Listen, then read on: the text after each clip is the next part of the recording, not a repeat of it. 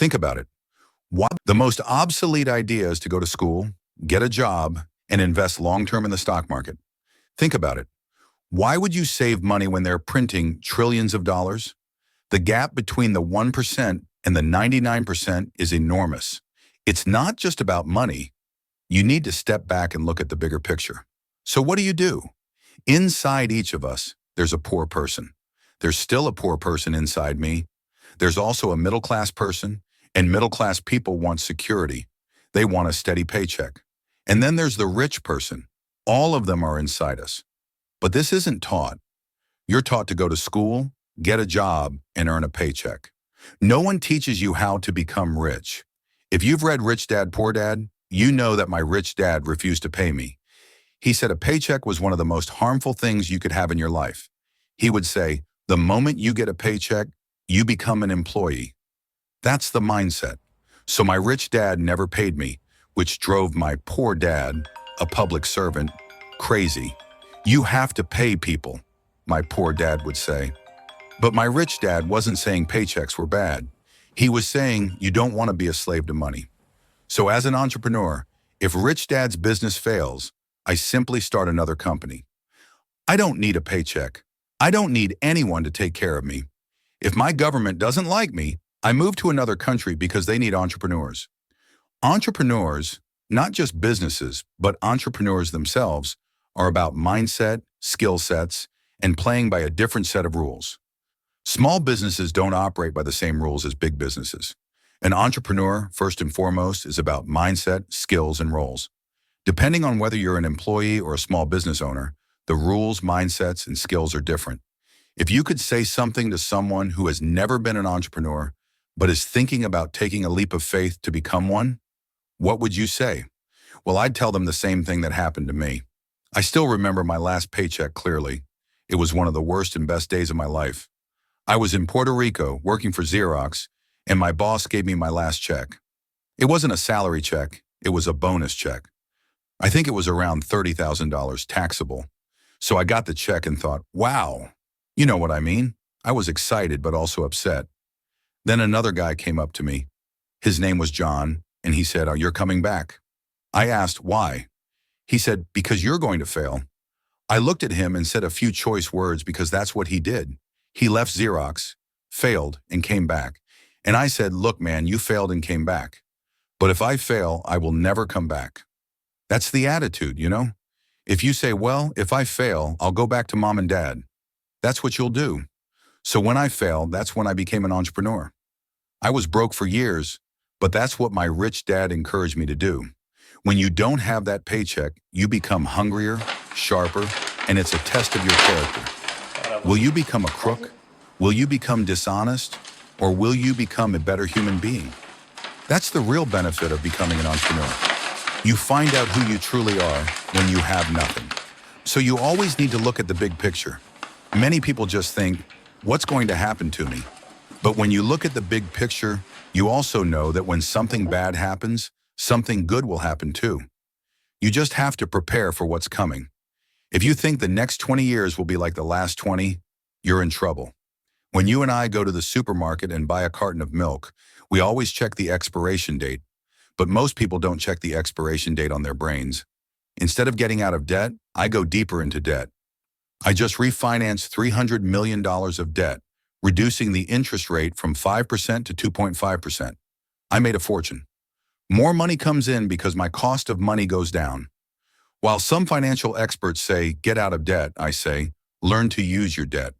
When I returned from Vietnam in January of '73, the first thing my rich dad told me was, go to school to learn how to invest in real estate. It wasn't about real estate. It was about learning how to use debt and taxes. Debt and taxes make the rich richer and the poor and middle class poor. So all those rich professionals, doctors and lawyers, are being scammed and they don't even know why. Doctors are being scammed. Sure, they make more money, but their household income is less. A doctor I know once told me excitedly, guess what? I finally made $1 million.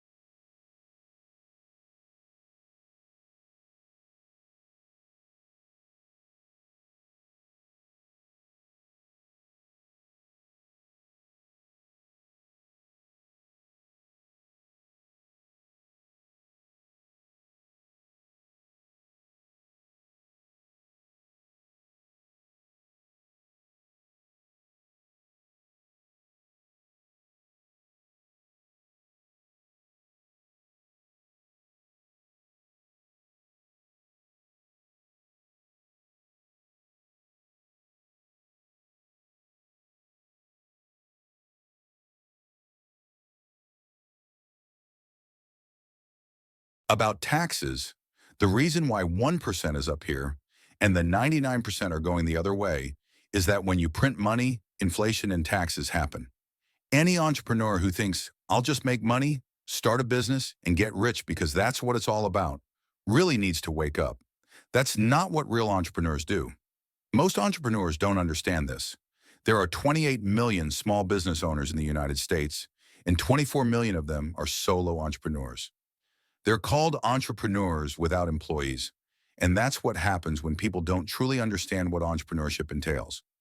Most people who seem like big-time entrepreneurs are actually self-employed, but they are not real business builders. Self-employed individuals pay the highest taxes of all, and nobody tells them that. Yes, this is also called entrepreneurial spirit. But what we were really discussing is that there's no such thing as a bad economy. We all have an external economy, but we also have an internal economy, and the key is to change our internal economy. For me, I can see what's good and bad, but I really don't care because I'll get rich anyway. However, a poor person with a bad internal economy will only see a bad economy because they don't know how to make money in any economy. And a middle-class person, the economic middle class, all they want is a good house, a steady paycheck, a job, and a car. So when you take their job away, for them, it's a disaster. But for an entrepreneur who doesn't have a job anyway, it's no big deal. All I'm saying is what Buckford taught me. There are always two sides. You know what I mean? Two is plural, at least two. So if you think the economy is bad, it's because your economy is bad. The moment he paid me, I would become an employee, and that's the trap. Entrepreneurs work to be free. When I was in my early years, this idea blew my mind. He told me, "Never want a paycheck, my son." I replied, "Okay, I understand." Then he turned to me and said, "How do I make money?" Entrepreneurs think differently. So how do I learn to make money? That's when he introduced me to the board game Monopoly. He owned hotels and I would do small tasks for him, cleaning floors, picking up cigarette butts, little things like that. As I got older, I started working in his office, doing marketing, accounting, and other tasks. I was basically an apprentice, but always working for free. The way he taught me about money was by playing Monopoly. One day I got frustrated and asked, "When are you going to teach me about money?" He replied, "What do you think we're doing?" I said, "We're playing Monopoly." And he said, "No, what are we doing?" I answered, "I don't know." Then he said, "I'm teaching you about money. For example, you're learning how to acquire greenhouses." He explained there are many formulas for achieving success with money, thousands of them. But one of the best is playing Monopoly. It's still about 4 greenhouses and 1 red hotel. I asked, "What do you mean?" And he said, "One of the best ways to build great wealth is to play Monopoly in real life. 4 greenhouses, 1 red hotel." I said, "Is that really it?" And he said, "Yes, that's it." Then he asked, "What do you think I'm doing here?" I replied, "I don't know." He took me outside and showed me his greenhouses. 10 years later, when I was 19, I was attending a school in New York. Your accountant, your lawyer, your banker, your real estate agents. They were what I call real teachers, not fake school teachers. Most school teachers don't follow the ethics of teaching subjects they actually practice. Once I asked a teacher, "Professor, I'm in my 3rd year of calculus and this thing about the strength of materials. Will I ever use this in my life?" He turned to me and said, "No." So I asked, "And then why do you teach it?" He replied, "Because I get paid." I asked, "But have you ever used it yourself?" "No," he answered. So if I can give any advice to people, it's this: seek real teachers, not fake ones. A fake teacher is someone who doesn't do what they teach. A real teacher does what they teach every day. My accountants, my lawyers, they're doing this every single day. That's how I learn from them. By solving my business problems. I have accountants, lawyers, bankers, all of them on my speed dial because I'm solving my problems with my team. I'm sharing this information, and the wealthy shrink back and say, "Don't tell them, Robert. Don't tell people what you know." Meanwhile, the poor, well, this has always been the case. I'm not religious, but the Bible says, "You will always have the poor among you." It's right there. This isn't about religion. It's about a mindset of fear. Your words become your reality. When someone says, I can't, or I don't have the money, they become trapped in that belief. My educated dad would say things like, do you think money grows on trees? Or we can't afford that. My rich dad, on the other hand, would say, that's why he's poor. A poor person says, how can I afford this? I'll never be able to pay for it. Deep down, that's an excuse. It's an escape, you see. It's easier to say that. But my rich dad would say, instead of saying, I don't have the money, ask yourself, how can I afford this? He'd say, a question opens the mind, a statement closes it.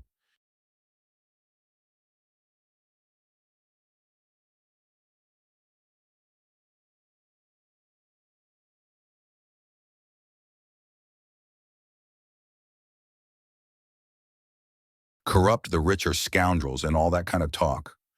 Or you could choose to say, this is the best thing that has ever happened to me.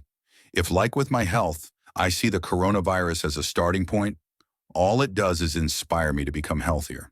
You either become healthier and wealthier or go bankrupt. The choice is yours. It lies between your ears, your heart, your body, your mind, your spirit, and your attitude.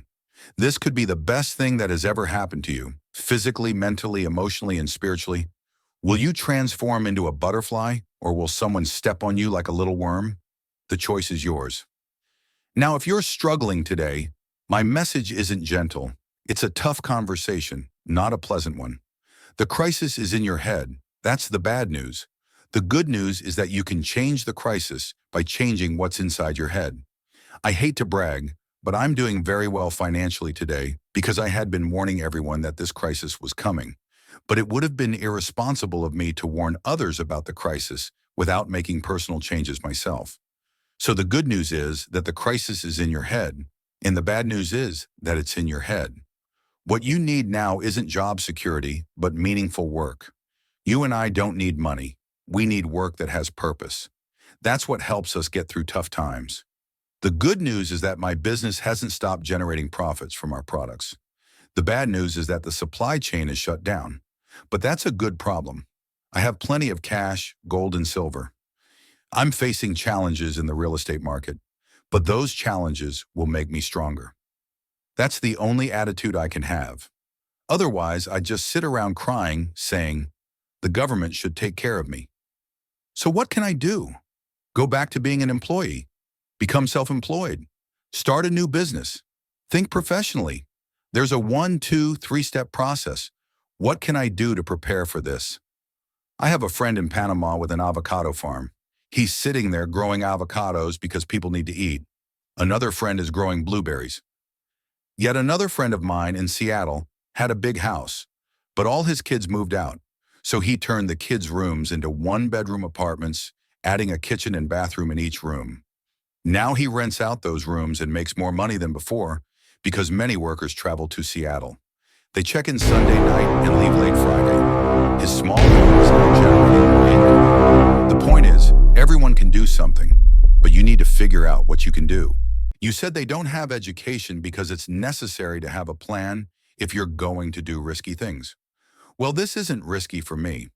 What's risky is having a job, paying taxes, and saving money because they're printing it. That's the worst of all, and that's why there's fake money, fake teachers, and fake assets. Teachers simply don't know this, and Wall Street, like Lehman Brothers or Goldman and others, won't tell you. One question I ask everyone is, what does school teach you about money? The answer is nothing. And this isn't a mistake or an accident. It's the way to keep the poor and the middle class working hard. They never teach them what the rich know. It's what the rich teach their kids about money that the middle class and the poor don't learn. But our school system will never tell us this because they are part of the process. Fake money, fake teachers, fake assets. And today, especially in the United States, there's this gap between the rich and everyone else. I know the game the rich play. My rich dad taught me, and you know this because music plays bankers. Rich dad's lesson. Number 1, the rich don't work for money. Don't touch that subject. The game bankers and the rich play is different from the one they teach you in school. That's the story of rich dad, poor dad. My poor dad was poor, helpless, and unemployed. They don't know anything about money, and they are teaching our kids. My rich dad was a businessman who never finished school. So when Fuller scolded me in '83, all the pieces of my life started to fit together. It's not about getting a job, working hard, saving money, or investing in stocks, bonds, mutual funds, and ETFs. The financial sector is made up of two things: debt and taxes, debt and taxes. Yet we tell kids to go to school, get a job, work hard, save money, and get out of debt. Now, who tells them to do that? That's the most ridiculous thing ever. They're afraid of making a mistake. The good students in school who go to school, get a job, and don't make mistakes. Well, that's not risky. I mean, to me, what's risky is having a job, paying taxes, saving money because they're printing it. That's the worst of all.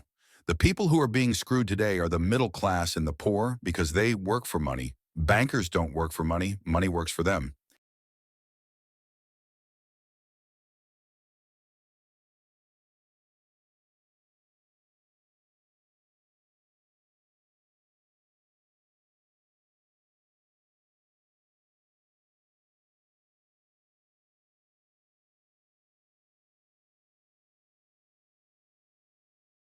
They keep going.